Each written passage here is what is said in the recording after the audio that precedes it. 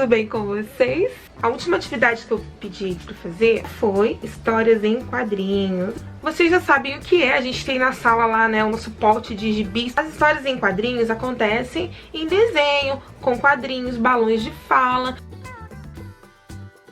São histórias, situações, narrativas, é um gênero textual que serve pra gente se distrair, uma leitura pra se divertir. Quando vocês terminam lá as atividades na sala e vocês perguntam, tia, pode pegar um gibi? A tia deixa. São histórias visuais, que pode ter texto ou não, com ilustrações, personagens. Eu vou falar um pouquinho aqui pra vocês da história das histórias em quadrinhos.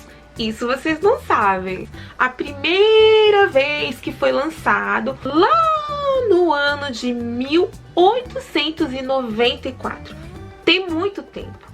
Foi numa revista lá nos Estados Unidos e logo depois passou para um jornal. E o autor se chamava Richard Felton Outcult. Richard Felton Outcult. Vamos chamar de Richard, tá? É como se fosse Ricardo em português. Esse Richard começou a carreira dele como desenhista técnico de Thomas Edison, que é nada mais, nada menos que o cara que inventou a lâmpada. Esse assistente do Thomas Edison, o Richard, ele também trabalhava como arte finalista em revistas. E foi assim que o trabalho dele começou a ser conhecido. Ele fez a primeira história em quadrinhos em uma dessas revistas, mas não fez tanto sucesso assim. O sucesso mesmo veio quando foi pro jornal, o New York World. Ele criou a historinha do Garoto Amarelo. Em inglês, The Yellow Kid. Em português, o Garoto Amarelo. Era um grupo de personagens como se fosse a Turminha da Mônica, que a gente conhece hoje. Eram crianças pobres, crianças de rua, que passavam por várias situações ali onde eles viviam. Este menino, Mickey Dugan, calma aí. É isso mesmo, Mickey Dugan. Este menino, o Garoto Amarelo, este personagem que ficou famoso, ele era bem caricato, ele parecia chinesinho nos traços do rosto dele, tinha o olhinho puxadinho, ele era carequinha e tinha orelhas enormes. E ele vestia uma camisolona, como se fosse um vestidão, uma camisola grandona que ia até os calcanhares e era toda amarela. Por isso que ele ficou conhecido como Garoto Amarelo. E nas historinhas ele começou a se destacar dos demais personagens. Mas as falas naquela época não eram assim balões de fala como a gente conhece. Não, eram textos escritos na camisola do menino. Eu acho que era esse o motivo do camisolão, para ter espaço para poder escrever as coisas. Só em 1896 é que começaram a fazer os balõezinhos de fala, que se tornaram um sucesso até hoje. Naquela época tinha concorrência entre jornais, um queria vender mais que o outro. E esse jornal ele começou a publicar constantemente e fez um sucesso enorme. As crianças amavam. Os pais não gostavam muito não, porque eles falavam que o menino tinha maus hábitos, bem diferente da classe social deles, mas as crianças amavam. O New York World disparou as vendas por causa do Garoto Amarelo. Eu não compro mais jornal há muito tempo por causa da internet.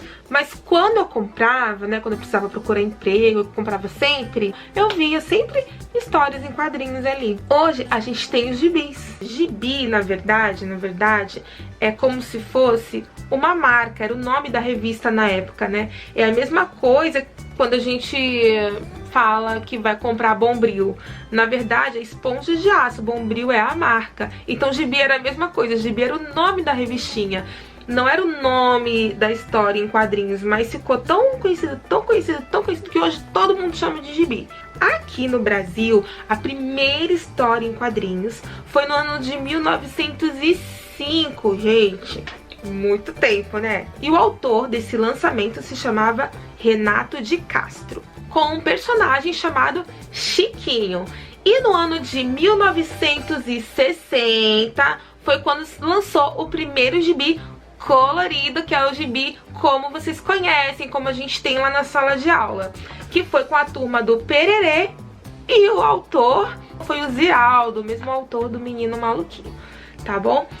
E a nossa turminha, que a gente conhece, que a gente ama, a Turma da Mônica, foi lançada em 1963 pelo autor, que vocês já conhecem, Maurício de Souza, esse cara aí que a gente top, tira o chapéu pra eles. A Turminha da Mônica ficou tão famosa, fez tanto sucesso, que ela foi lançada em 40 países, 40 países, e escrito em 14 idiomas diferentes. Sabiam disso? Não, né? Nem eu.